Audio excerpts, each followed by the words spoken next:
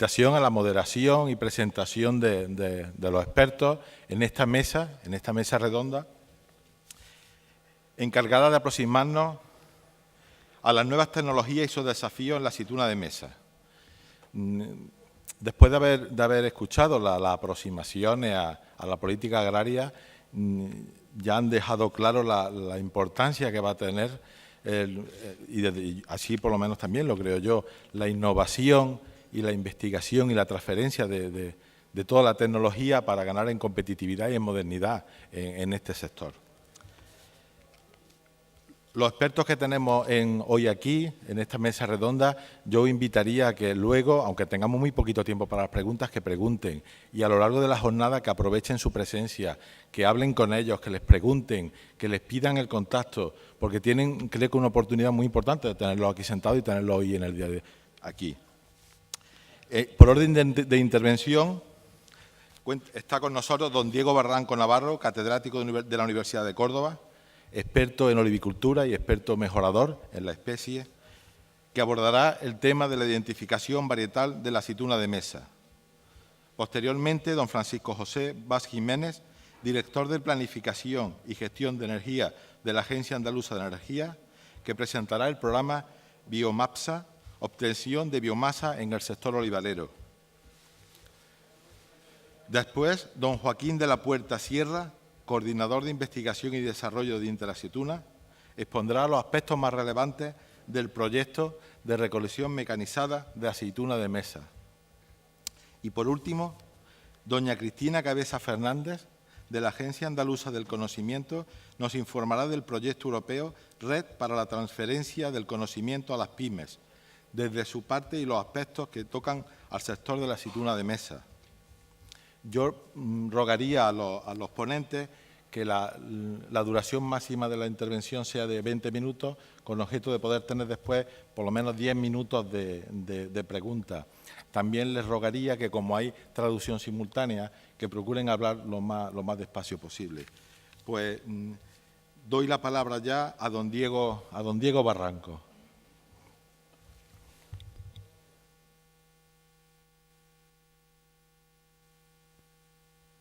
Muchas gracias, Rafael.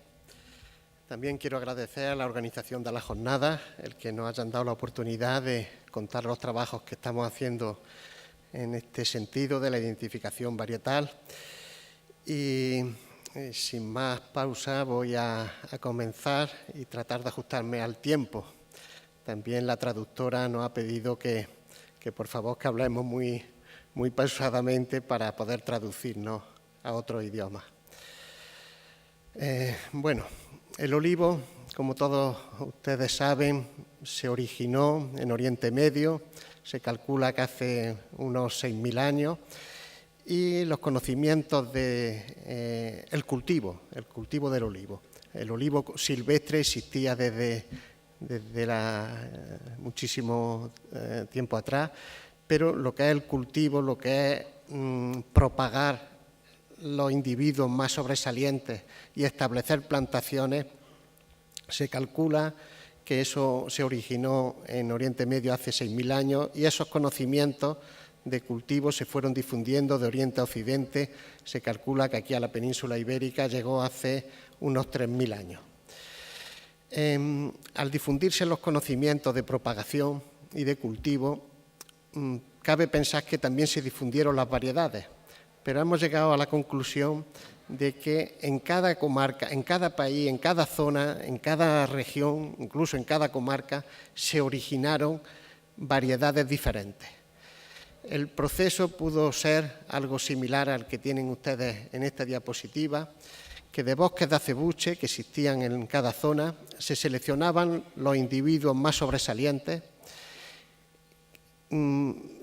mirando una serie de características como era la producción, el rendimiento graso, la adaptación al medio y bueno, el tamaño del fruto, las cosas que eran más evidentes, permitía seleccionar a esos individuos y entonces se propagaban vegetativamente por estacas, por zuecas y se establecían plantaciones de la variedad. Si esa variedad llegaba a otros territorios, pues podía haber hibridación natural con acebuches o variedades locales y volvía a iniciarse otro ciclo. Entonces, esto es lo que explica, este proceso explica que en cada comarca, digamos, se originaran variedades diferentes.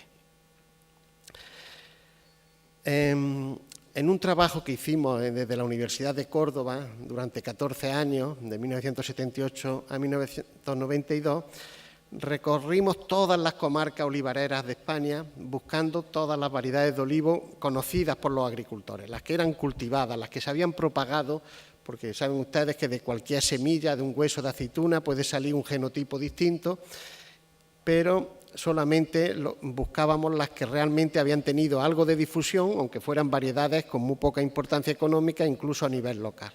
Se visitaron 181 comarcas, se marcaron 983 árboles que estaban amparados con más de 500 denominaciones distintas. Y ahora voy a incidir en el problema que había con los nombres de las variedades, que había un confusionismo enorme e incluso trabajos de investigación previos habían tocado el tema muy ligeramente, pero apenas no estaba en absoluto resuelto.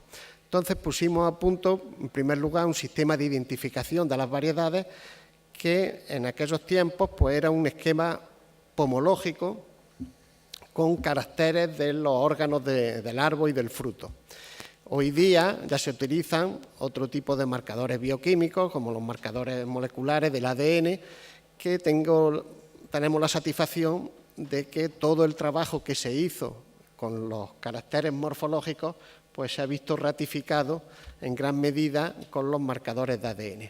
En definitiva, se localizaron 262 cultivares, 262 variedades cultivadas, conocidas por los agricultores, que habían tenido ya propagación y difusión alguna, aunque fuera a nivel local.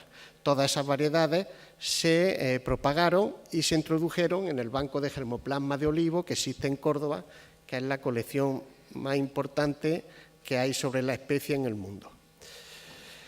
Bueno, pues ahí tienen un ejemplo del tipo de caracteres que nosotros observábamos para poder identificar las variedades, algunos caracteres del fruto, como la forma del ápice, la forma de la base, caracteres de la hoja, pero sobre todo los caracteres más útiles son los caracteres del endocarpo, los caracteres del hueso. ¿Por qué? Porque son los menos influenciables por el ambiente.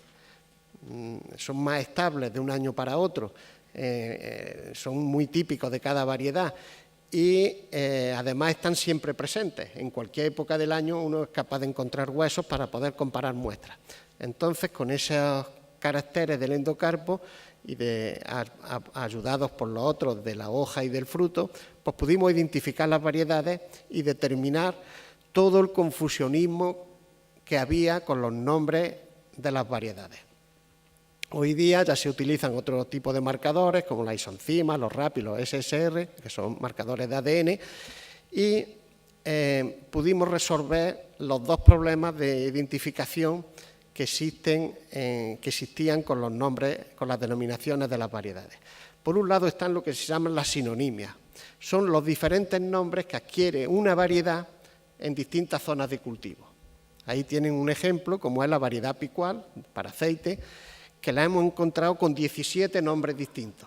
En cada zona de cultivo le llaman de una forma distinta. Andaluza, fuera de Andalucía, le llaman blanca, corriente, de aceite, de calidad, fina, jabata, lopereño, marteño, una denominación muy extendida, nevadillo blanco también, temprana, por ejemplo en Cazorla le llaman temprana, ¿por qué? Porque tienen otra variedad allí, que es la Roya de Cazorla, que es más tardía. Bueno, pues esos nombres pudimos establecer que todo eran sinonimias de la denominación adoptada, que fue picual. Y luego está lo que se conocen como homonimias, que es lo contrario, que variedades que son muy distintas, pero completamente diferentes, tienen el mismo nombre. Entonces, variedades como la aloreña le llaman manzanilla aloreña. La castellana, que es una variedad de la zona de Cuenca, Guadalajara, también en algunos pueblos le llaman manzanilla. La lechín de Granada le llaman manzanilla. La manzanilla cacereña le llaman blanca cacereña, pero le llaman manzanilla en algunos sitios. La manzanilla de Sevilla, pues es la manzanilla reconocida internacionalmente con ese nombre. Pero hay otra manzanilla de Jaén, hay manzanilla de Montefrío, hay más de 15 variedades encontramos que en algunas zonas de su cultivo le llamaban manzanilla. Bueno, pues todo eso creaba una confusión, incluso confusiones que trascienden a otros ámbitos, a ámbitos comerciales, que todo el mundo quiere, digamos, que su variedad o que su aceituna sea de la máxima calidad, y si la máxima calidad reconocida es la manzanilla de Sevilla, pues hay quien aprovecha que su variedad se llama manzanilla también para meterla en esa denominación.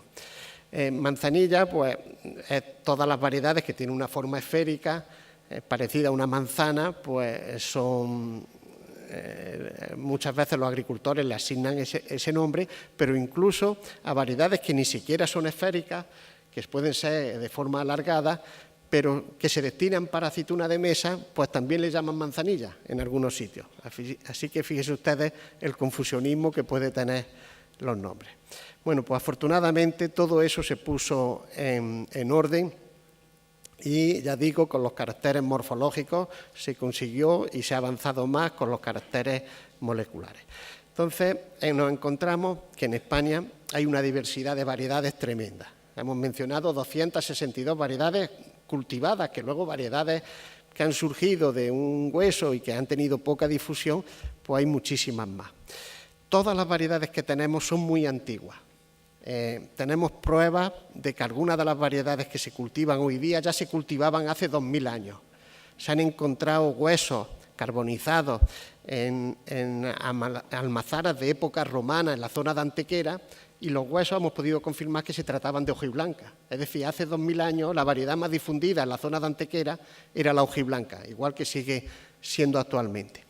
Y hasta épocas recientes las variedades estaban muy localizadas. Son, digamos, las tres características que podemos destacar de ese estudio de prospección e identificación. Variedades muy numerosas, muchísimas variedades, una gama de patrimonio genético de valor incalculable, muy antigua y localizada probablemente en torno a su zona de origen.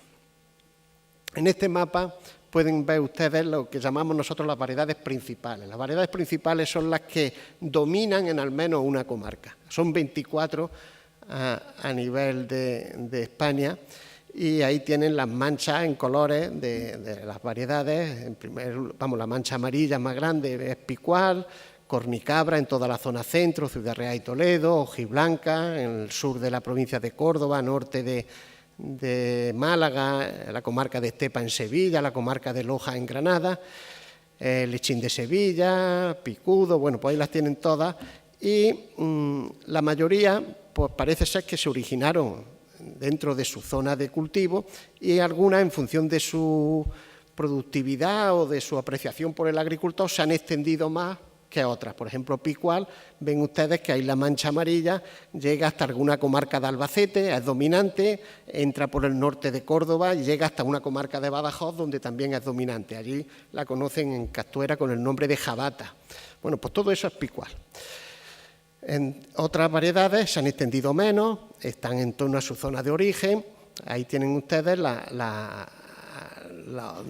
pocos casos en los que una variedad está difundida fuera de su zona de origen. Y un caso es la variedad manzanilla. La variedad manzanilla, que es la dominante aquí en la provincia de Sevilla, en la zona del Aljarafe, también la encontramos injertada en una variedad local, en la morisca o basta, en Badajoz, en la provincia de Badajoz. Genéticamente es la misma variedad. Yo ya no me meto en que si el fruto de manzanilla en Badajoz, que se conoce con el nombre de carrasqueña, tenga alguna influencia de estar injertada sobre un patrón o influencia ambiental por el suelo o por el clima, pero la variedad es la misma. Otro caso de que se han trasladado una variedad fuera de su zona de origen inicial es la variedad empeltre, que domina en toda la zona de Aragón, que se trasladó a las Islas Baleares, concretamente a Mallorca, y allí se sobreinjertaron acebuches que estaban poblando esa isla, se sobreinjertaron con la variedad empeltre, aunque allí se conoce con el nombre de mallorquina. Entonces, cuando se ha utilizado la propagación por injerto, ha habido más facilidad para que una variedad se traslade a zonas alejadas de su zona de origen. Bueno, pues el tema de la identificación varietal, ven ustedes que es muy importante para saber lo que tenemos y para todos los temas comerciales. Bueno, en esta diapositiva tienen ustedes datos aproximados, no son datos de la administración, sino datos sacados un poco de ese establecimiento de sinonimia y de algunos datos de administraciones, de la superficie que se dedican en España a las principales variedades. Entonces, más de 900.000 hectáreas están ocupadas por la variedad picual.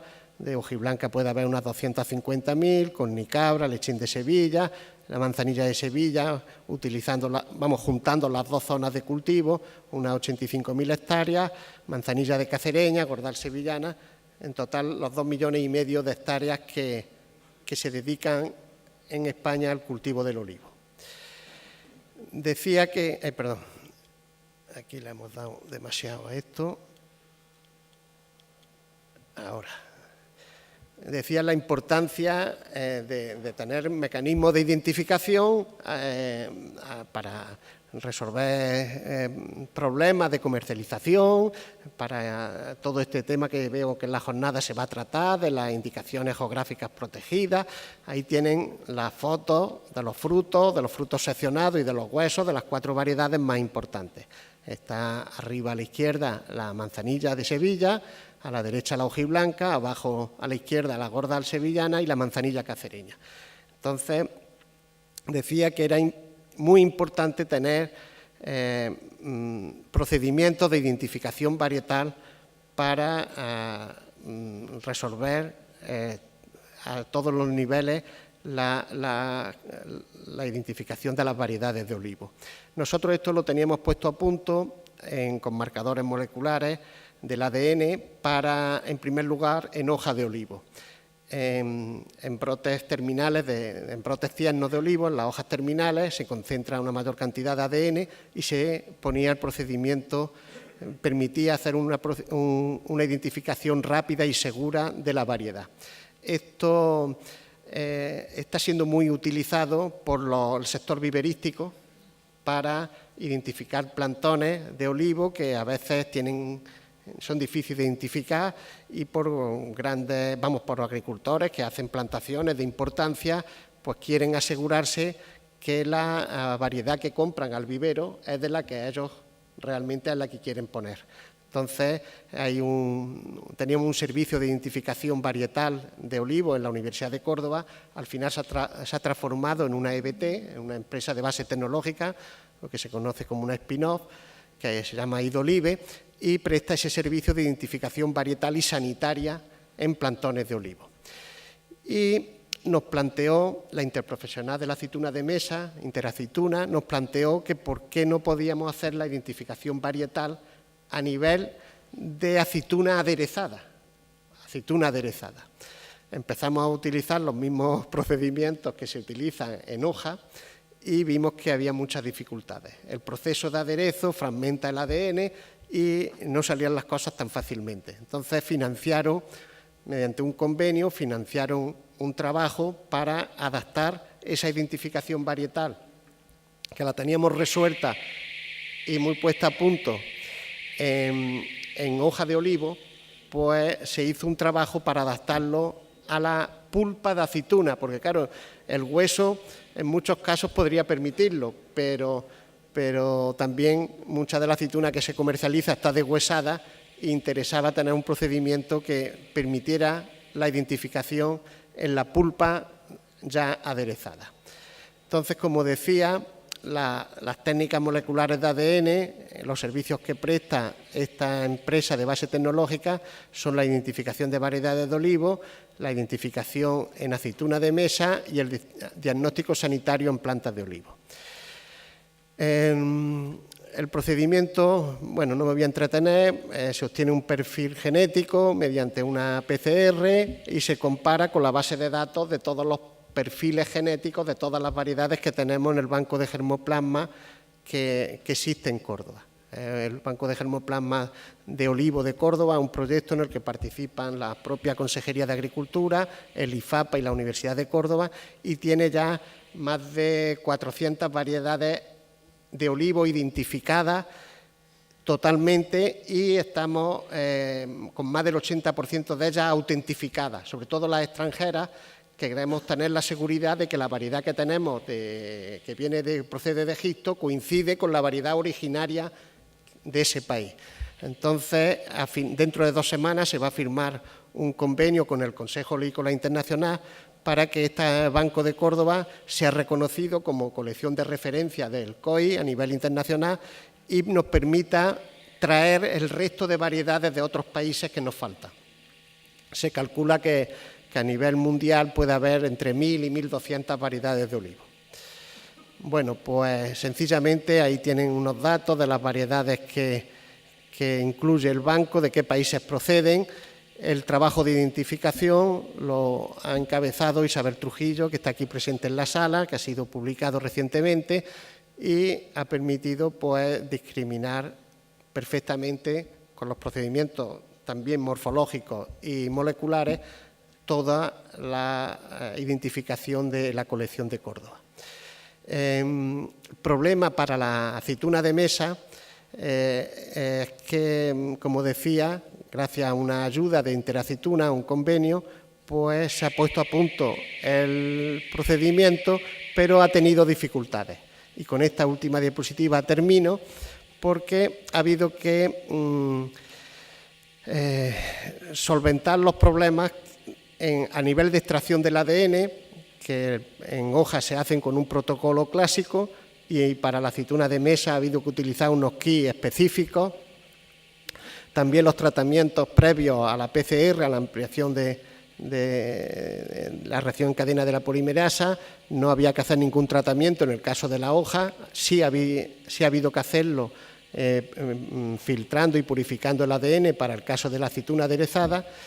En la amplificación numerosas enzimas servían para la hoja y sin embargo para la aceituna aderezada ha habido que seleccionarlas y utilizarlas de última generación, y la propia identificación, todos los microsatélites para la hoja puestos a punto en olivo para la hoja servían, y sin embargo para la aceituna solamente ha habido que elegir los que realmente funcionaban. En definitiva, hoy día también disponemos de técnicas moleculares para identificar la variedad en la pulpa de aceituna incluso aderezada, con una seguridad total por la fiabilidad del procedimiento. Pues muchas gracias.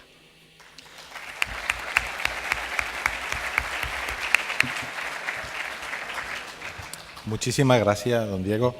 Tiene la palabra don Francisco José Bas Jiménez.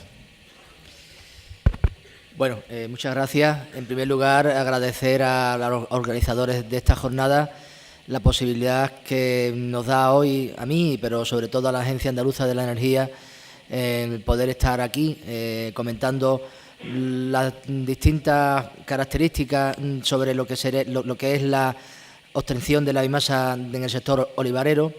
Yo también, bueno, pues es un placer estar aquí en Aral porque por razones familiares mi mujer tiene casa aquí y por tanto venimos aquí mucho, y por tanto es un pueblo para mí conocido y por tanto es un placer estar aquí.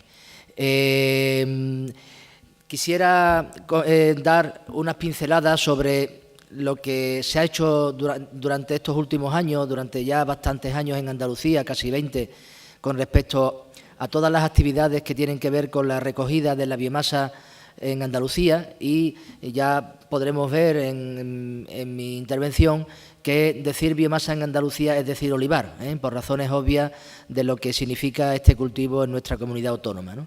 Por tanto, quiero dar estas pinceladas de qué se está haciendo, por dónde creo que se puede enfocar la actividad empresarial sobre lo que sería el uso de la biomasa para fines energéticos, y bueno, dar algunos ejemplos de por dónde creemos que se puede ir, como les digo, en estos casos, ¿no? En primer lugar, decirles que, bueno, pues que en Andalucía las energías renovables están teniendo cada vez un peso mayor. A finales de este año, del año pasado, de 2013, ya el 20% de la energía primaria que se ha consumido en Andalucía es de origen renovable, es decir, en Andalucía hemos podido conseguir que 7 años antes porque saben ustedes que la Unión Europea pone como objetivo que en el año 2020 el 20% de la energía primaria sea de origen renovable. En Andalucía lo hemos conseguido a finales de 2013. Bien, es verdad que, como saben ustedes, bueno, pues la crisis en la que estamos inmersos pues ha supuesto una reducción del consumo de energía primaria y, por tanto, el denominador de ese porcentaje ha disminuido, ¿no? Y, por tanto, entre comillas, aunque sea una paradoja, ha facilitado esta consecución, ¿no?, de este objetivo. Pero, bueno, eso no quita para que se hayan hecho muchísimas actividades en este campo de las energías renovables. Somos ahora mismo líderes en energía solar, tanto en alta temperatura como en solar térmica y fotovoltaica y, por supuesto, en biomasa. En biomasa, Andalucía tiene ahora mismo unos 250 megavatios de potencia instalada con esta energía renovable, con biomasa, y tiene además unos usos térmicos que ha sabido mantener, aunque evitando el desplazamiento de la biomasa para la generación eléctrica, hemos conseguido meter más biomasa en el sistema para que aproximadamente un 50-50, un 53%, 47%, 53% biomasa eléctrica, hayamos mantenido el tipo también para los usos térmicos, que creo, y es un adelanto a lo que voy a comentar, creemos que es ahora mismo el camino más fácil o más expedito para poder trabajar en este sector en Andalucía y, por tanto, en lo que tiene que ver con el olivar. Bueno, ahí tenemos un cuadro sobre lo que sería la producción de biomasa del olivar, ¿no? Poniendo unos datos medios, evidentemente estamos hablando de datos muy medios y, por tanto, con posibilidades de error. Por cada hectárea podemos estar hablando en el entorno de 3 toneladas de aceituna y unas 3 toneladas de poda, 50-50. Y en cuanto a lo que es la producción de biomasa, pues un 80% de la aceituna, que es el orujo de 2 fases, que ahora se le llama, o el alperujo en algunos otros casos, pues estamos hablando de 2,4 toneladas. Y en cuanto a lo que es la poda, esto sería el orujo, como bien saben ustedes, sería lo que iría a la industria extractora, a la extractora de orujo, que produce hueso, orujillo y aceite de orujo, pero eso no es el caso que nos toca ahora comentar. Bien hueso, bien orujillo, que es, al fin y al cabo, como saben ustedes, una mezcla de pulpa y hueso. Y lo que sería de la parte de la poda, de la parte del olivar, de la parte de la superficie agrícola, lo que quedaría pues sería la leña, la hoja y, bueno, algún ramón, que también evidentemente es la parte más fina de esta leña, ¿no? Se están utilizando también ahora mucha de la hoja que se elimina, que se separa obviamente en la almazara para producción de energía eléctrica. Por ejemplo, hay un caso muy claro en Oleycol Altejar, que lo está utilizando de una forma significativa, ¿no? Bueno, ahora mismo en Andalucía tenemos aproximadamente 1,1264 kilotoneladas equivalentes de petróleo. Eso multipliquen ustedes por 3. En torno de 4 millones de toneladas de biomasa equivalente, es lo que 12 por 3, 36, casi 4 millones, 3,6 millones de toneladas sería el equivalente de lo que tenemos en el olivar en respecto a lo que sería el potencial. De todo el potencial de biomasa de Andalucía, que hemos calculado en el entorno de casi 4.000 kilotep, el olivar en Andalucía viene a representar prácticamente un tercio, el 30 y tantos por ciento, el 33% de todo el potencial de la biomasa de Andalucía, ya sea forestal, ya sea cultivo agrícola tipo girasol, tipo algodón en su momento, el cañote de algodón, etcétera, todo el elenco de biomasa que hay. Bueno, pues el olivar es aproximadamente un tercio de todo este potencial. Como se pueden imaginar, como les he comentado, hablar de biomasa en Andalucía es hablar de olivar por razones obvias, tanto por la parte industrial, por llamarlo así, por la parte del hueso y del orujillo, o bien por la parte de la poda del olivar. Ya también les adelanto que, si bien la parte industrial, la parte del hueso, la parte del orujillo ha sido extensamente utilizada para uso energético, la poda se está quedando de momento atrás, está bastante detrás, y creemos que ese es el camino ahora mismo que se tiene que seguir para seguir utilizando la biomasa del olivar con fines energéticos, que es en cualquier caso la que más tenemos, como les digo, en Andalucía. Bueno, vean ustedes ahí que ahora mismo la poda en una parte muy importante, en un 90 y tantos % de momento no se está utilizando desde el punto de vista energético, se está, bueno, pues o bien quemando o bien incorporándose al terreno. Evidentemente yo no voy a entrar ahora en qué es mejor para el agricultor o para la agricultura, si meterlo en el terreno, que eso entiendo que no se puede hacer todos los años porque se satura de alguna forma este terreno, pero bueno, en cualquier caso, la realidad es que ahora mismo una parte muy pequeña de la poda del olivar se está utilizando para uso energético. En la parte, como les digo, industrial, de lo que sería la extractora, ahora mismo ven ustedes ahí que prácticamente al igual se está utilizando para usos térmicos y para uso eléctrico. Me estoy refiriendo a la poda del olivar, a lo que sería el hueso, el orujillo y el orujo, y una parte se está incluso utilizando para exportación, nada más que hay que pasar el puente del Quinto Centenario yendo para Sevilla, desde Araal, por ejemplo, y una vez que se pasa, que se culmina el puente, mirando a la derecha se ven montones de huesos preparados para montarlos en una barcaza y llevárselos estúpidamente, desde el punto de vista energético, perdónenme la expresión, pues al Reino Unido, a Escocia, a las centrales térmicas escocesas, o a Italia o a los países nórdicos para su uso térmico o para su uso eléctrico, ¿no? De manera que, bueno, ya les puedo decir que la parte de hueso, sobre todo, es la biomasa mejor que hay, es un combustible con un poder calorífico importante, de unas 4.500 kilocalorías en poder calorífico superior, denso, 650 kilos por metro cúbico, bastante seco, es decir, es un oro, si el aceite es el oro verde, pues el hueso es el oro marrón, ¿no?, para la biomasa, ¿no? Eso ya está muy utilizado, incluso fíjense que se lo llevan, aunque lo tengan que transportar por media Europa en barco.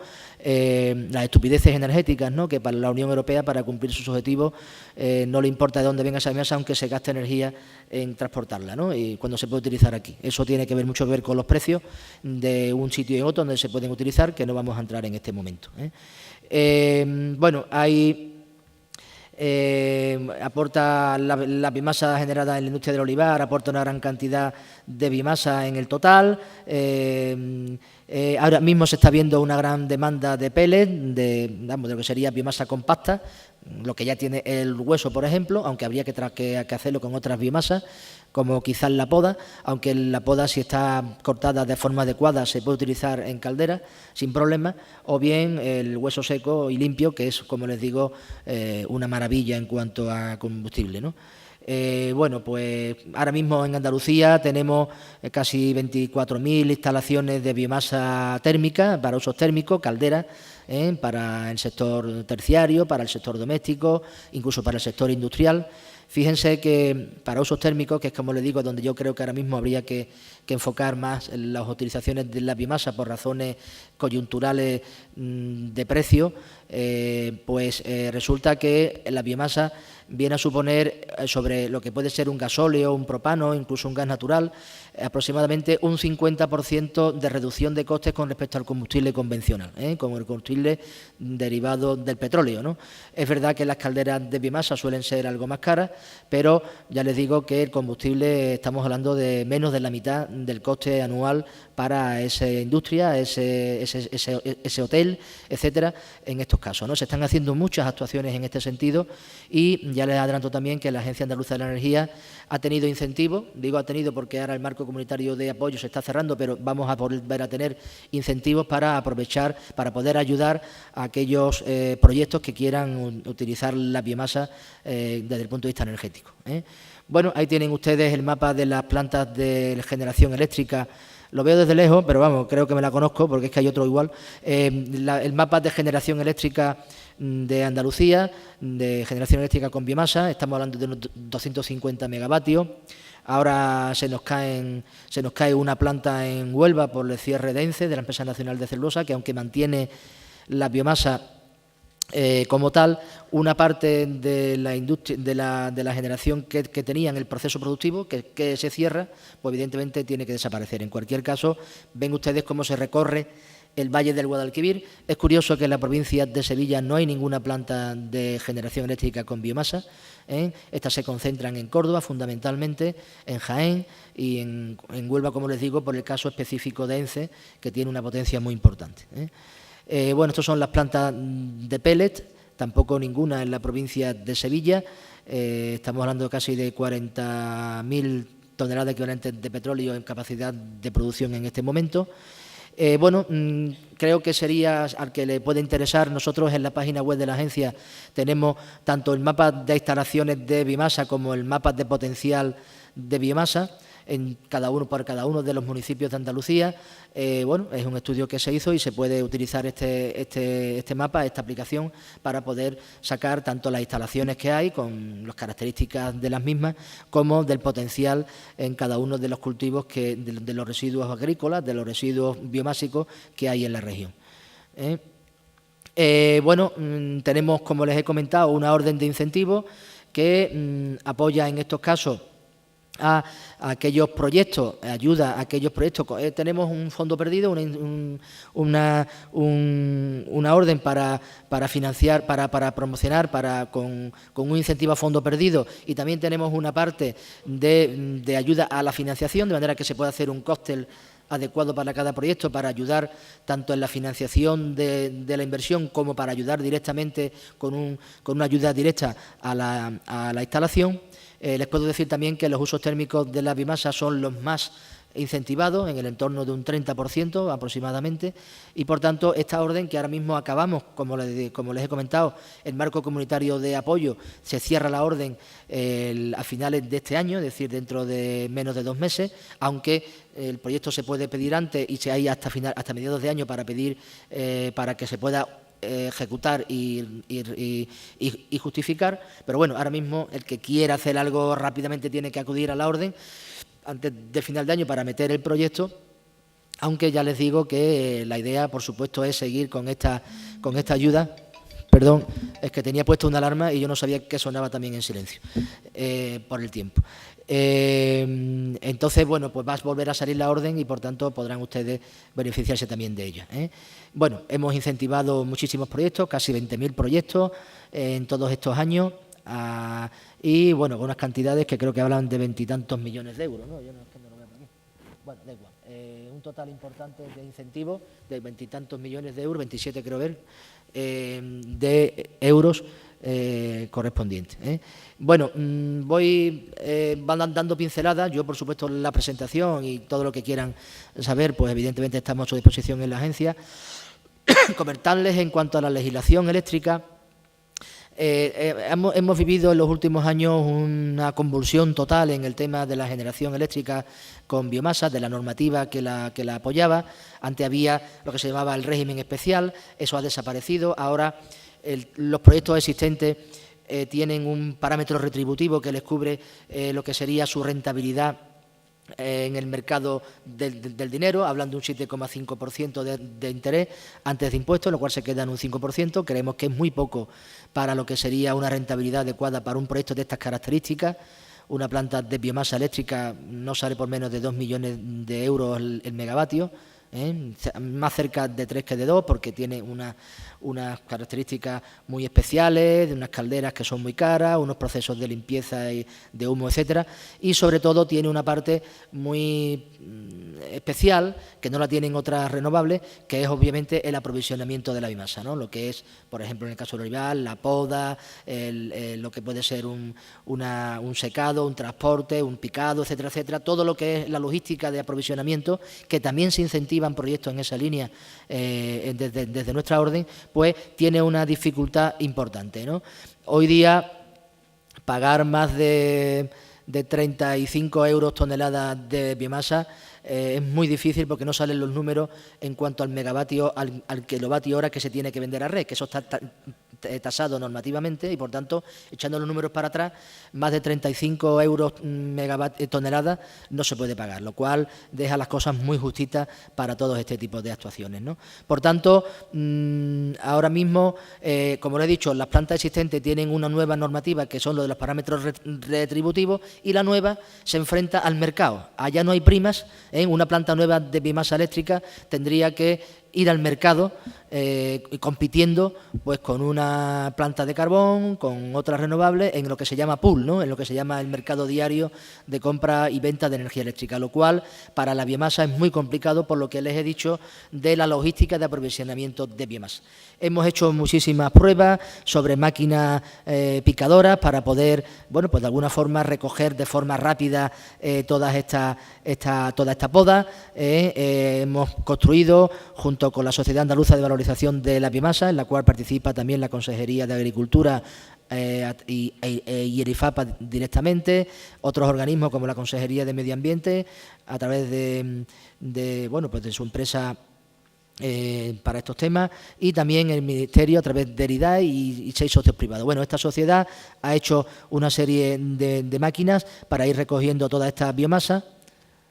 Bueno, este es el prototipo de la SAT-4, es una máquina autopropulsada que tiene, como ven ustedes, hay un cabezal que lo que hace es que se come la biomasa. Hay un vídeo, no sé si se podrá poner, ahora lo veremos, que, bueno, pues ha dado unos rendimientos muy satisfactorios, del orden de hasta 12.000 kilos hora para todo este tipo de actividades. Bueno, es una máquina que está ahora mismo muy conseguida, es verdad que es una super máquina, pero en cualquier caso lo hemos intentado utilizar para atraer otro tipo de actuaciones. Ya hay muchísimas máquinas, por supuesto, en el mercado que se pueden utilizar y, por tanto, aquí está el truco de la biomasa, lo que es obviamente toda la logística de aprovisionamiento de la misma, ¿no?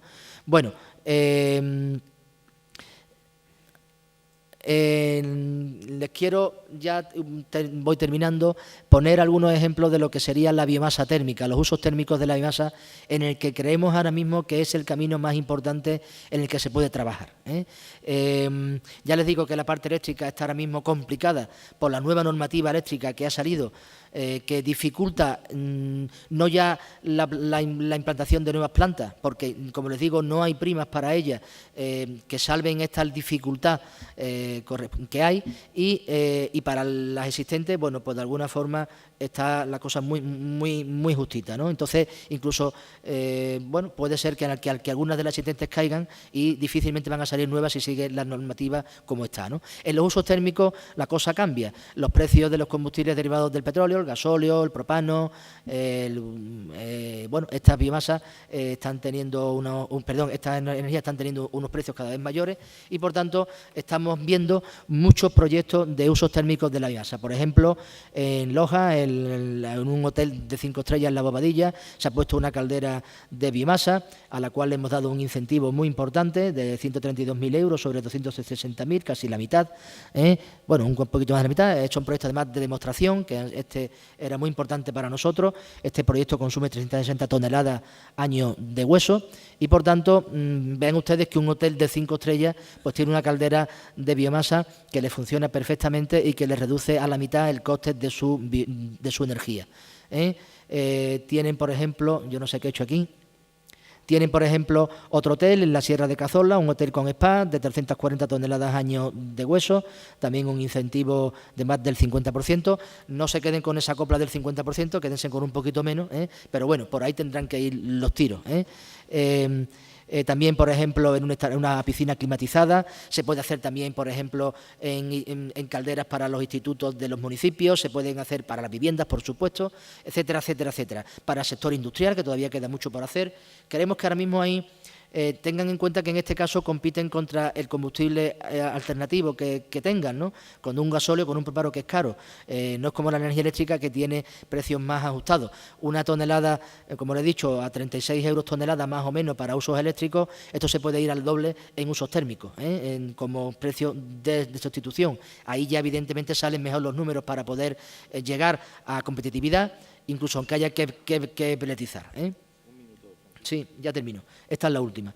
Miren, yo también, aunque no tiene que ver con el olivar, con la biomasa, perdón, sí tiene que ver con el olivar, y es el autoconsumo en el regadío del olivar. Creo que se me ocurrió al final, es la última, y creo que puede ser importante para muchos de los que estén aquí. Bueno, ya saben ustedes que ahora mismo, además, en todos los medios de comunicación hay una polémica, bueno, más que una polémica, un cabreo, si me permiten la expresión, importante por parte de los agricultores con todo el incremento de los costes que han tenido las labores de regadío, lo que es por el tema del regadío forzado con energía eléctrica, por tanto, y que esto, bueno, pues ha tenido un incremento muy importante en los costes, y además con la circunstancia de que el peso del término de potencia ha aumentado, se ha desplazado al término de potencia con respecto al término de energía. Como se riega durante unos meses del año, pues, bueno, pues de alguna forma tienes que pagar durante todo el año una potencia, aunque lo utilices 2, 3 o 4 meses. Eso se ha intentado cambiar, incluso ha habido una proposición no de ley del Parlamento de Andalucía en ese sentido, instando al Gobierno de la Nación para que ayude en este sentido al regadío, más allá de un impuesto que se ha tocado. Pero bueno, en ese sentido, yo lo que les quiero decir que el autoconsumo conectado, lo que sería la generación eléctrica con una instalación fotovoltaica, pero que esté conectada a red, en lo que sería un autoconsumo, eso está ahora mismo en una vía muerta, porque hay lo que se le llama un peaje de respaldo, es decir, que aunque tú generes una energía eléctrica para tu propio consumo, incluso por ese consumo que tú estás haciendo, aunque no sea para venderlo a red, tienes que pagar. Es como le llaman el impuesto al sol, o solemos utilizar un ejemplo que es que como si tú tienes en tu casa un huerto de tomate y cada vez que haces un gazpacho, pues te tienes que ir al frutero para darle 10 céntimos por el tomate tuyo que tú te has utilizado. Por tanto, bueno, es una estupidez, pero así está, y por tanto estamos proponiendo en algunos casos instalaciones fotovoltaicas aisladas. En el caso del regadío del olivar, que al fin y al cabo no le importa regar un día que otro, dentro de lo que cabe, y si por tanto la instalación fotovoltaica no puede generar energía eléctrica ese día, bueno, pues de alguna forma lo hará al día siguiente y si no a los 2 días. ¿No? Andalucía tiene mucho sol, ¿no? Y los días nublados, por llamarlo así, son pocos, ¿no? Entonces, estamos proponiendo que se hagan estudios, hagan números y pidan presupuestos, empresas especializadas para instalaciones fotovoltaicas aisladas, es decir, cortar la red, por llamarlo así, al menos en los pozos más importantes, poner instalación fotovoltaica y bueno, pues regar con esa. Se han hecho ya proyectos en este sentido, sobre todo en la provincia de Córdoba, por parte además de profesores, de catedráticos de la universidad, con una spin-off, y están dando buenos resultados, y en ese sentido yo les diría, les podría proponer que analicen esta posibilidad si ven que tienen unos costes importantes en el riego. Y nada más. Muchas gracias y bueno, estamos a su disposición en la agencia y yo personalmente, claro.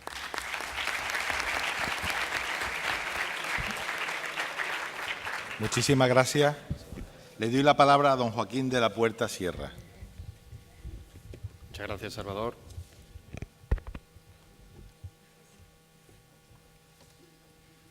Buenos días a todos.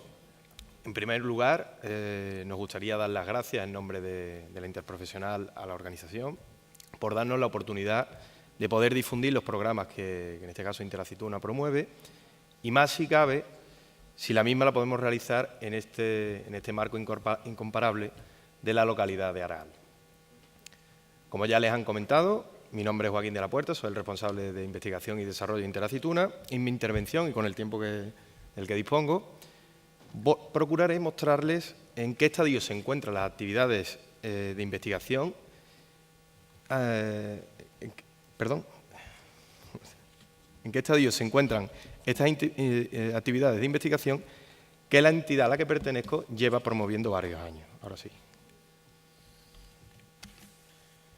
Para mantener un orden en la presentación que voy a explicarles, me basaré en este índice que tienen aquí. Por un lado, comentaré qué es Interacituna y cuáles son sus programas, qué investigación se ha realizado para llegar a la metodología que hoy tenemos actualmente, en qué se basa esta metodología, qué actividades realiza Interacituna para darla a conocer y qué otras investigaciones relacionadas estamos ejecutando actualmente. Como acabo de anunciarles, les hablaré brevemente acerca de lo que es la interprofesional. La Interprofesional de la Aceituna de Mesa es una entidad que agrupa a diferentes organizaciones que a su vez representan a nivel nacional el sector de la aceituna de mesa en España. Es decir, agrupa por un lado una serie de organizaciones de la rama productora, como serían en este caso Asaja, UPA, COA, Cooperativa Agroalimentaria, y por otro lado lo que sería la rama de transformación y comercializadora, en este caso ASEMESA y Cooperativa Agroalimentaria, que está en toda la cadena, ¿no? Como pueden ver.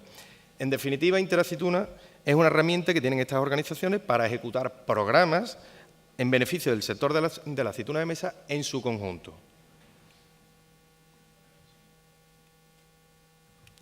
Como herramienta que es, Interaceituna ejecuta aquellos programas con el conjunto de organizaciones, programas que el conjunto de estas organizaciones cree oportuno ejecutar. De entre estos programas que ven aquí, voy a hablarles concretamente de la recolección mecanizada. Estos son todos los programas que a día de hoy tiene ejecutada Interaceituna. Si les parece, vamos a ver brevemente qué se ha hecho en materia de investigación sobre recolección mecánica hasta la fecha. Como antecedentes a la dirección de este proyecto por parte de Interaceituna, tenemos que en los años 70-80 se inician los primeros trabajos de investigación, acometidos en este caso por INIA, Instituto de la Grasa y ASEMESA.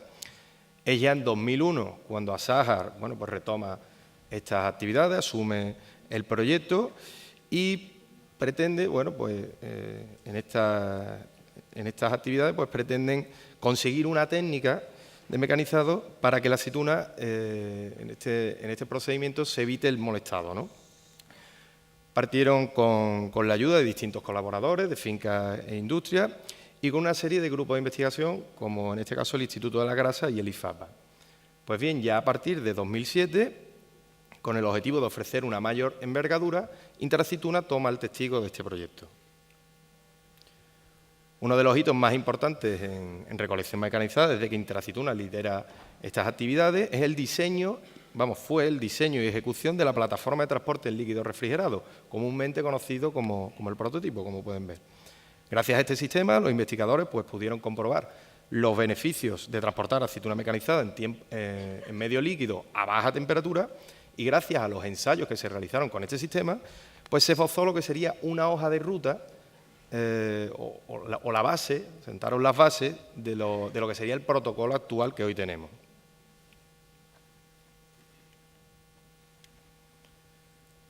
La Interprofesional, hasta la fecha, ha realizado una inversión de 1.700.000 euros en materia de investigación sobre actividades relacionadas con la recolección mecánica.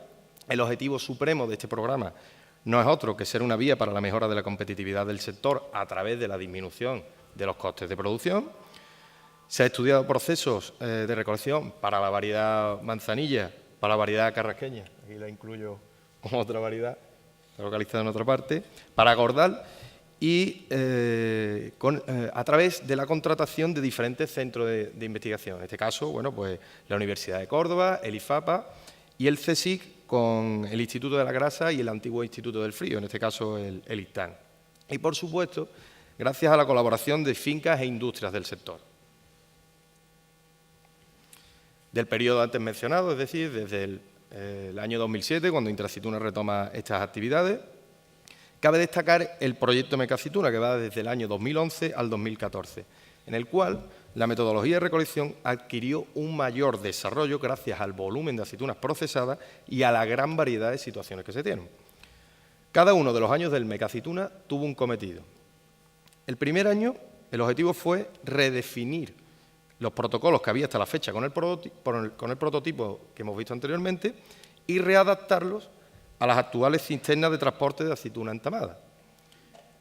El segundo año, su cometido fue incrementar el volumen de recolección con respecto a la campaña anterior y comprobar el uso de nuevos sistemas de recepción en la industria. Esto es, hasta la fecha, todas las investigaciones que se estaban realizando, en la operación que se hacía para separar el líquido de la aceituna, se hacían a través de la descarga directa al fermentador. Bueno, pues ya en esta fecha se incluyen una serie de sistemas nuevos para procesar la aceituna como hace la industria habitualmente. Ya en el tercer año, con un volumen similar al anterior, el segundo, se ultima la definición de los protocolos de trabajo. Concretamente, en el proyecto Mecaceituna, y para que puedan observar la variabilidad a la que se sometió el protocolo inicial de 2011, se dieron los siguientes escenarios. Un total de 10 fincas con diferentes características, 9 industrias, incluyendo una cooperativa, diferentes localizaciones, Sevilla, Córdoba, Huelva, Badajoz, un total de 1.100.000 kilos con trazabilidad total de transporte líquido y recolección mecanizada en 3 campañas diferentes, una variedad bastante amplia, ahora la verán, tanto de equipos de vibración como de equipos de tratamiento, y una serie de líneas paralelas, como pudieron ser la comprobación del uso del calor en fermentadores de recolección mecánica, de aceituna de recolección mecánica, otros líquidos de transporte, sistemas alternativos al transporte líquido y un largo etcétera. En definitiva, como pueden ver, el proyecto Mecaceituna fue un marco inigualable para definir los límites de estrés que debía de tener este protocolo de recolección mecánica. Como pueden comprobar, esta es la tipología de algunas de las fincas ensayadas en el proyecto. Bueno, pues pueden ver una gran diversidad en cuanto a edades, marcos, riego, secano. Lo mismo ocurre con los equipos de tratamiento. Les muestro solo algunos. En 3 años, pues la verdad que ha habido mucho con tantas fincas, ¿no? Lo mismo ocurre también para los equipos de vibración, pues se han ensayado muchísimos equipos de vibración, incluso diferentes equipos en las mismas fincas. Podemos decir que gracias a este trienio se consigue materializar con equipos existentes en el mercado, es decir, con cisternas convencionales, aquellos datos conseguidos anteriormente con el prototipo. Es decir, con el prototipo se investigaron unos márgenes de trabajo que después hubo que extrapolarlo, en este caso, a las cisternas comerciales. Aquí pueden ver un estadio intermedio, fue la comprobación de las cisternas termoaisladas, que conservaban mejor, en este caso, el frío, y que ya con unos ratios de recolección bastante mayores, pues se suprimieron y se pasó directamente al uso de cisternas convencionales. Otro de los hitos conseguidos en el Mecaceituna fue la comprobación de los nuevos sistemas de descarga, esto es, la tolva inundada y el separador de líquido, con idea de desechar esta práctica que acabo de comentar de la descarga directa al fermentador. Bueno, pues gracias a estos sistemas, la aceituna transportada al líquido puede pasar por los sistemas habituales que tiene la industria, por las selectoras de color, por las perdigoneras y pasar directamente o posteriormente a lo que son los tanques de cocido.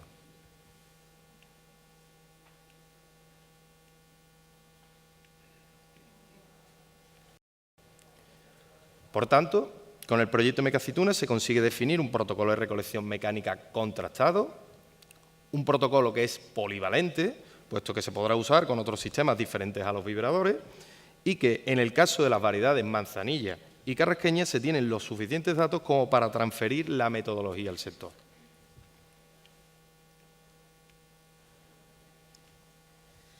Hemos visto cómo hemos llegado hasta aquí, pero vamos a ver en qué consiste la metodología. Lo primero que debemos de preguntarnos es por qué investigamos en esta materia. Bueno, pues para empezar, puesto que la relevancia económica de este sector en España es bastante importante. Después, porque es un sector donde el 60% de los costes de explotación se deben a la operación de recolección, y esto hace que la competencia pues, sea mayor con otros países donde los costes laborales pues, son inferiores. Y por último, si tenemos un procedimiento de recolección que está contrastado, pues lo más normal es que nos lleve a mejorar esta competitividad que estábamos hablando. ¿En qué consiste la metodología desarrollada? Bueno, pues la podemos dividir en 2 fases, una fase de campo y una fase industrial.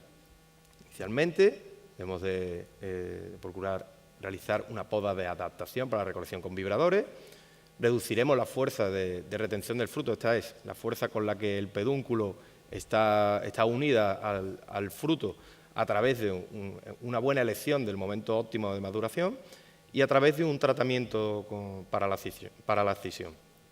Para la recolección con vibradores será necesario la elección del vibrador idóneo para cada tipología de plantación y fundamental la limpieza en campo para el transporte en líquido.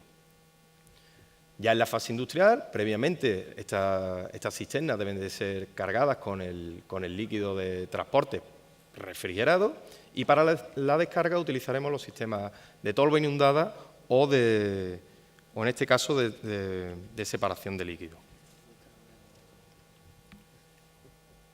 Si repasamos la metodología paso a paso, lo más probable es que la plantación pues, requiere una poda de adaptación a esta recolección mecánica, a esta recolección con vibradores. Comentaba que para reducir la fuerza de retención debemos de elegir un buen momento de maduración. Ahora, en este caso, con la metodología de recolección mecánica, el tiempo de recolección es menor que el tiempo que se emplea recolectando manualmente, con lo cual podremos elegir una fecha incluso algo más tardía de la habitual.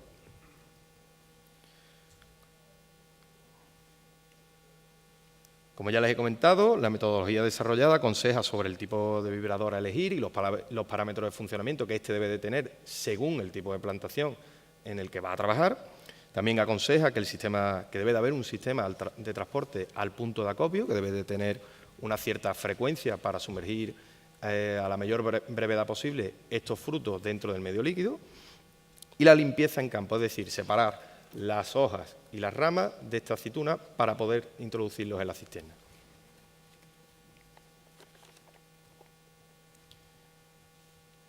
La carga previa del líquido refrigerado en la cisterna convencional y, como les he comentado antes, la descarga con la ayuda de estos nuevos sistemas, ¿no?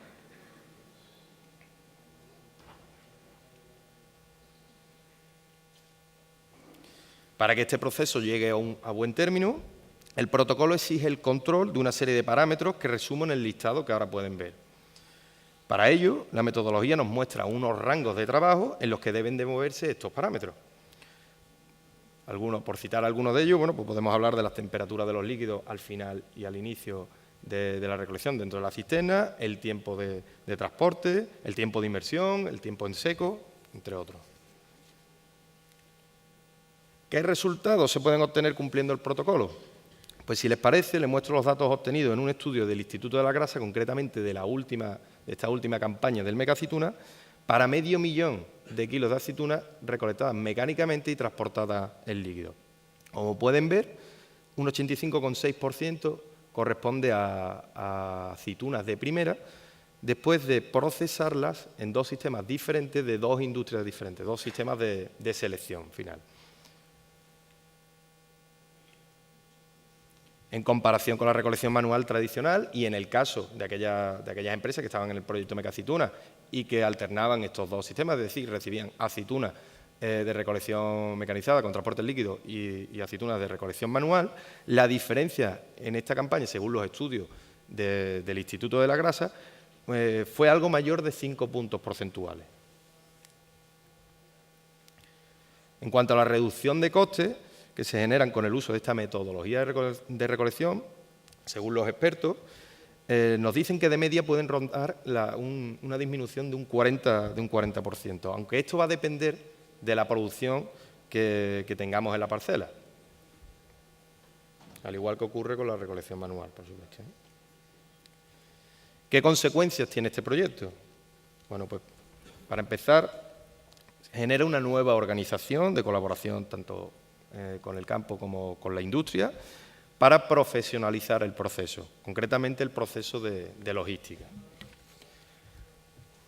La definición de un protocolo de trabajo contrastado, la disminución de los costes de recolección, concretamente en un 40%, que la propia generalización de estas actividades podrá llevar a optimizar una serie de objetivos, como serían los derribos y los costes anteriormente mencionados, la compatibilidad que tiene esta metodología con otros sistemas de recolección, sistemas futuribles, como podemos hablar de las cabalgadoras o de los sacudidores de copa, que a día de hoy pues, no se emplean, o incluso de las plataformas. y, por supuesto, servir para mejorar o hacer del sector más competitivo, ¿no? Bueno, y ya llegado a este punto, pues me imagino que lo que se preguntarán es ¿yo qué es lo que debo de hacer para informarme sobre la metodología, ¿no? Pues para ello Interaceituna está ejecutando una serie de actividades de transferencia que ahora les voy a mostrar. Como objetivos a corto, Interaceituna tiene previsto transferir al sector la metodología generada en estos estudios contrastados y abordar nuevos campos de investigación paralelos. Como objetivos a largo, Interprofesional pues tiene como objetivo hacer extensivo este procedimiento a otras variedades, a otras tipologías de fincas o a otros sistemas de recolección. Concretamente, estas son las actividades de transferencia que se están ejecutando a día de hoy, las demostraciones de campo, la elaboración de un manual práctico que recoja todos los pormenores de la tecnología diseñada, una serie de conferencias y unas actividades de promoción y difusión. De las anteriores actividades, las demostraciones son a día de hoy las que ya se han ejecutado, concretamente una en Morón, de la Frontera, otra en Posada y otra en Almendralejo. Estas demostraciones tienen el objetivo de mostrar la tecnología a todo aquel que estuviese interesado en conocerla y servir de nexo entre los padres de esta tecnología, los investigadores, para que ellos pudiesen resolver todas las dudas que surgieran, pues en este caso, a los asistentes. Aquí, como pueden ver, esta es la demostración de los asistentes que estuvieron en la demostración de Morón de la Frontera. Aquí podemos ver, bueno, pues la charla que dieron los investigadores. Aquí, como los asistentes pues trasladan sus dudas a los investigadores y cómo comprueban el funcionamiento del proceso. Y bueno, resumir que básicamente en este tipo de demostraciones bueno, pues se pudieron ver paso a paso todos los pormenores de esta metodología. ¿Qué otras actividades de investigación pues, se están ejecutando de forma paralela a estas actividades de transferencia? Pues concretamente, a día de hoy, con el IFAPA, pues se están ensayando en distintas zonas una serie tenemos una serie de ensayos de poda, de adaptación. Con el Instituto de la Grasa, pues se está investigando sobre la operación de pasteurización y envasado de aquellas aceitunas que se recolectaron con máquina y se transportaron en líquido. Se está haciendo un seguimiento de aquellas partidas que se han recolectado en las demostraciones, porque esto también nos van a dar datos que nos pueden servir. Y por último, y no menos importante, este año se ha incluido un nuevo equipo de trabajo, concretamente perteneciente a la Universidad de Sevilla, que estudiará el comportamiento de una serie de variedades de aceitunas de mesa desarrolladas por este centro. Estas variedades han partido de una serie de cruzamientos entre variedades conocidas y se pondrán en juego con diversos sistemas de cultivo, concretamente en un marco intensivo y en marcos superintensivos. Pues muchas gracias.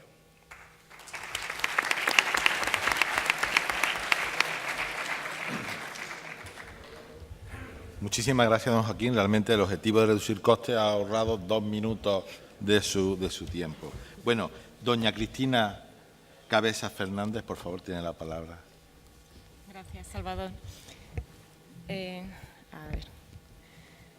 Bueno, antes de nada, pues quería agradecerle a la Fundación para la Promoción de la Aceituna de Mesa el habernos invitado para hablar del proyecto que estamos llevando a cabo, del proyecto Trafum, en el que pues, está muy implicado el sector de la aceituna de mesa.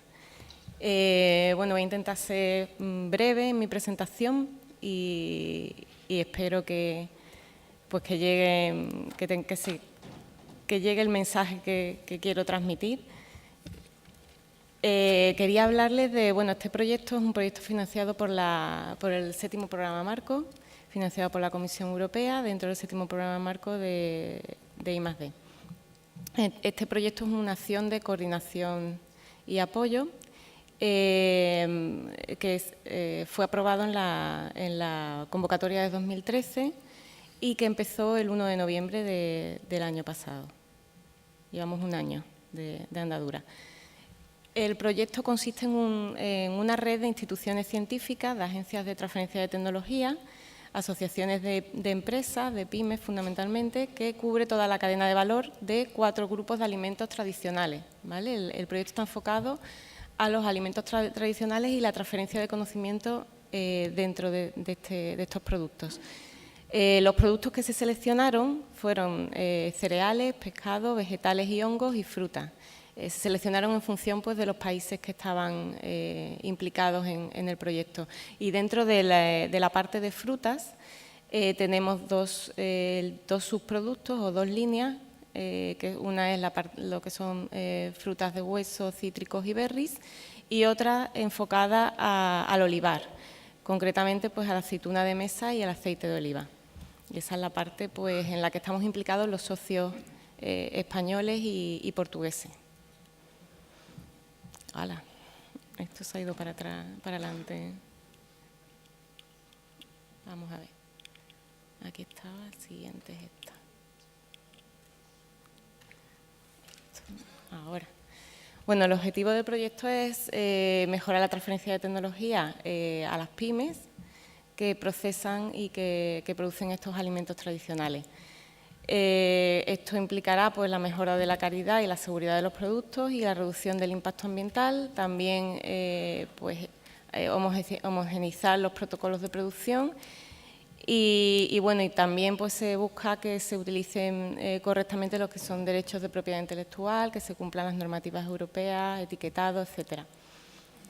Dentro del proyecto vamos a desarrollar también una agenda estratégica de investigación e innovación para alimentos tradicionales que responda a todas las necesidades que tengan los agentes implicados en los productos que se van a estudiar y que pues sean necesidades que aún necesitan pues, de una generación de nuevo conocimiento, por lo cual nosotros al final del proyecto pues, elaboraremos esta agenda estratégica para que la comisión tenga esta información y pueda utilizarla para las futuras convocatorias de I+D que preparan ahora mismo, por ejemplo, en el programa que está actualmente abierto, que es Horizonte 2020.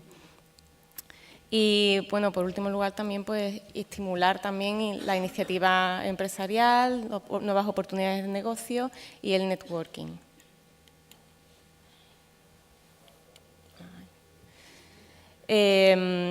¿Cuál sería el impacto del proyecto? Pues mejorar la comunicación entre las pymes y los investigadores.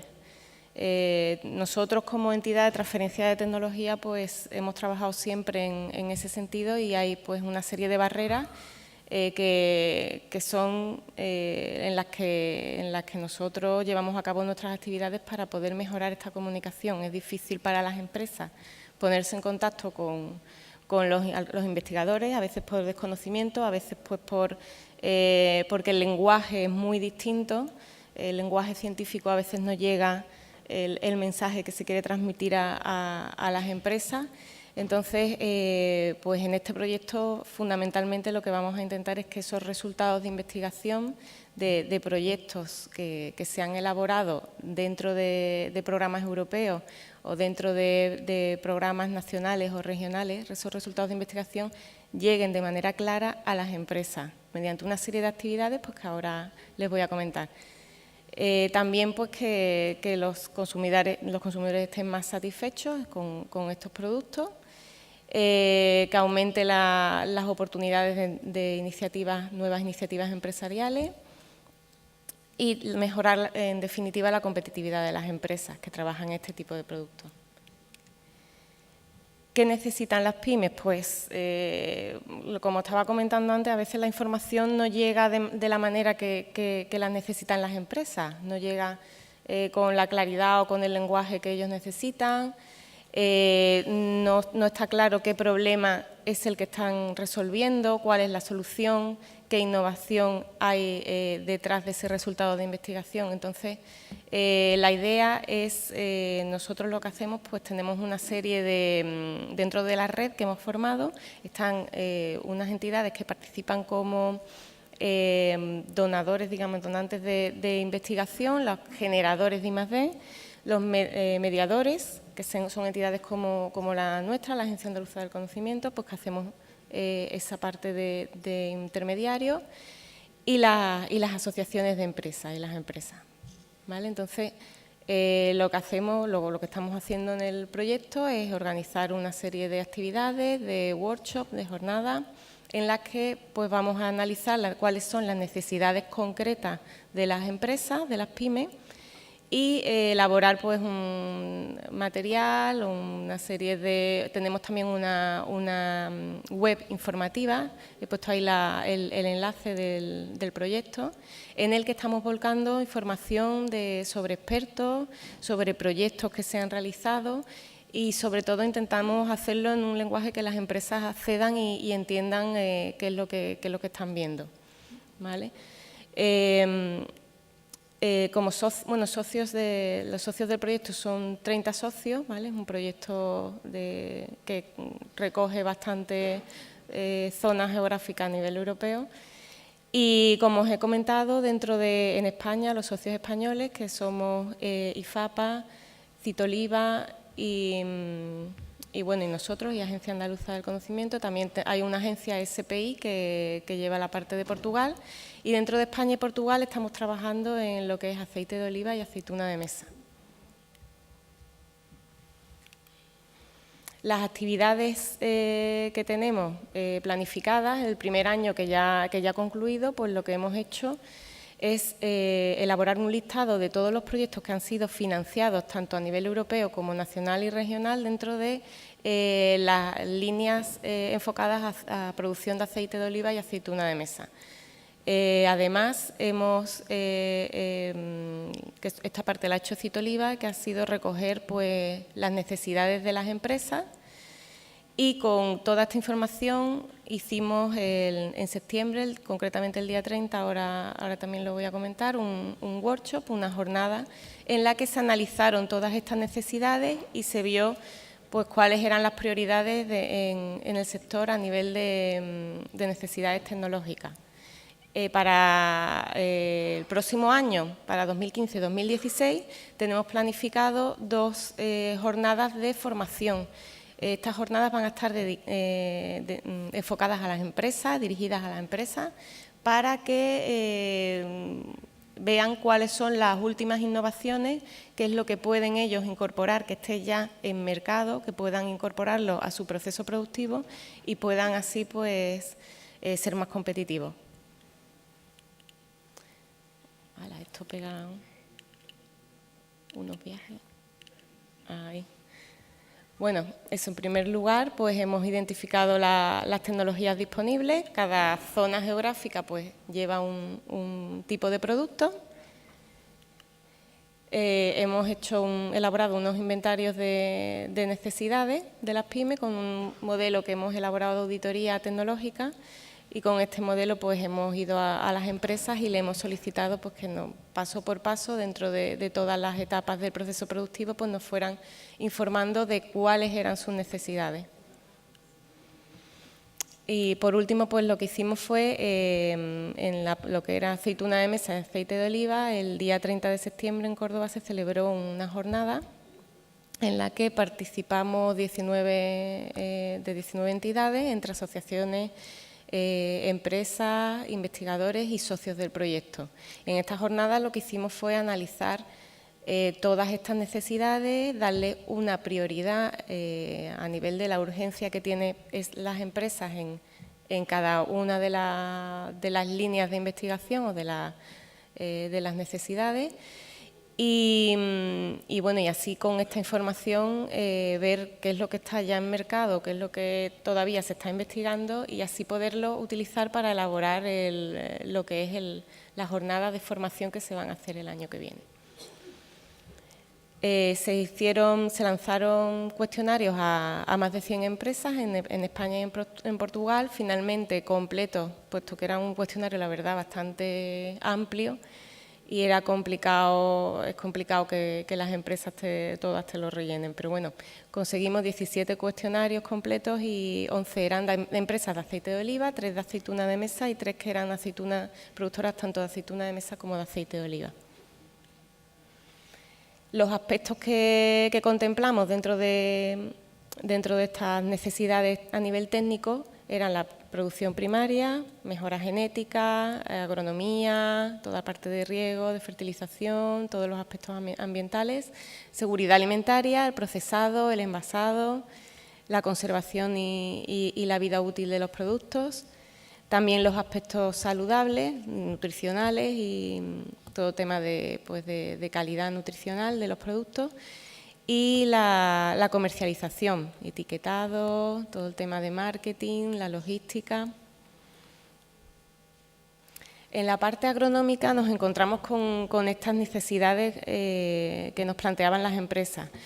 La optimización del empleo del agua, eso tanto en aceituna de mesa como en aceite de oliva, pues era un punto bastante relevante, en el que tenían pues urgencia en resolver. En aceituna de mesa pues planteaban el tema de la reutilización de las salmueras, por ejemplo, y que había una problemática y bueno, pues nos interesa que en la jornada que vamos a hacer el año que viene, pues traer a expertos que puedan aportar soluciones en este tema para las empresas que estéis trabajando en aceituna de mesa. En mecanización y recolección, pues también se planteaba una relevante necesidad por parte de las empresas. Ya hemos visto aquí que ha comentado un proyecto que están trabajando en mecanización, pues hay varios proyectos que están en marcha y bueno, intentaremos que toda esta información en una jornada que vamos a organizar, pues le llegue directamente a las empresas. El control de la erosión del suelo también era un tema bastante importante, estudio de nuevas variedades, los residuos, que no lleguen los residuos de fertilizantes que lleguen al producto, control de plagas, como la verticilosis, pues también, y todo el sistema de fertilización, ¿vale? Los que he subrayado pues son las necesidades que finalmente hemos elegido para como más prioritarias dentro de lo que en la jornada que tuvimos en Córdoba pues nos dijeron las empresas, pues fueron las más prioritarias a la hora de de elaborar y organizar la jornada que vamos a hacer el año que viene. En transformación, pues el tema del empleo de agua en almazaras, en las entamadoras, la gestión de residuos, muy importante, clave en lo que es aceituna de mesa, en la producción de aceituna de mesa. Valorización de sus productos, los sistemas de extracción de aceite adaptados a las variedades con las que se estén trabajando, mejora de la calidad, el panel test en el tema del aceite de oliva también era un punto importante y bueno, pues de ahí pues hemos seleccionado dos puntos como prioritarios. En la parte de comercialización, pues el tema de la detección del fraude, en especial en aceite de oliva, pues se contempló en la jornada. El etiquetado de productos, pues también es algo que las empresas pues todavía no tienen muy claro hasta qué punto, pues qué es lo que pueden poner y cómo lo pueden poner. La conservación y la vida útil, el ampliar la conservación en ciertos productos, en aceituna de mesa creo que eran, sobre todo en los que eran más artesanales, en los que podía haber ahí algún tema de interés. La educación de los consumidores fue un punto clave del que estuvimos hablando allí un buen rato, porque parece ser que, claro, el consumidor no distingue las variedades, no distingue la diferencia en calidad, el tema también de calidad nutricional y los beneficios para la salud tampoco está muy claro, ¿no? Los consumidores parece que no les llega esa información y no se sabe tampoco muy bien cómo, o las empresas no saben cómo pueden hacerla llegar. Y toda la parte también de uso culinario de los distintos aceites de oliva pues fue un tema que tratamos también.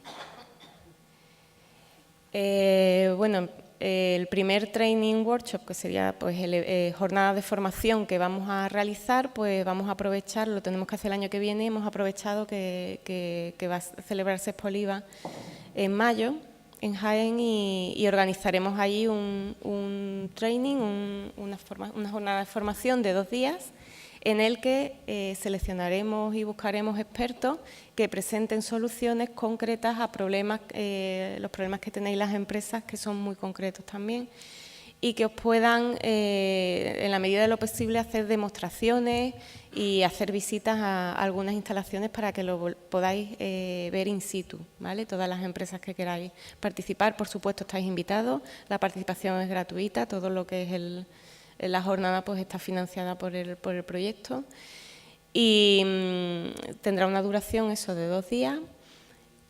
Y bueno, vamos a contar también con un evento de cooperación tecnológica internacional, puesto que la Agencia Andaluza del Conocimiento pertenece a la Enterprise Europe Network, que es una red internacional para la transferencia de tecnología, entre otras líneas de actuación.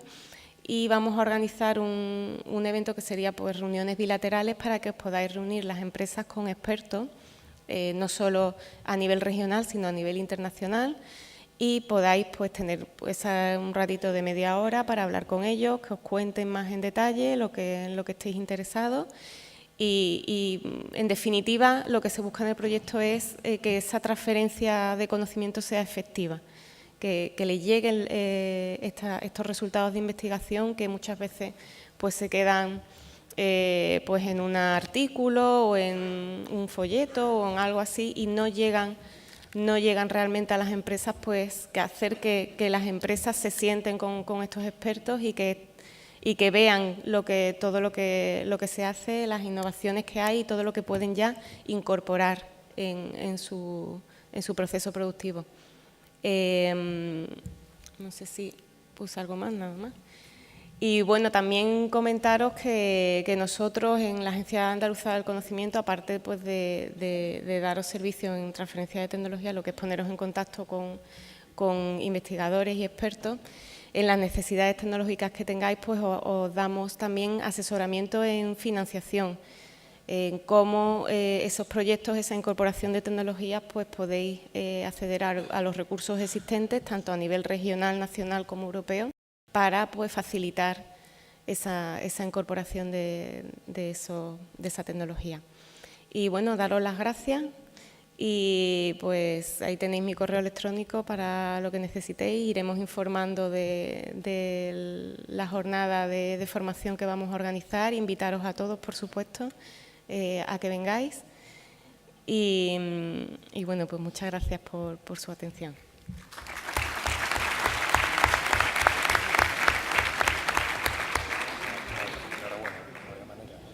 Muchísimas gracias. Pues ahora comenzamos un periodo de preguntas, así que por favor, si hay alguien en la sala que quiera hacer alguna pregunta a los distintos ponentes.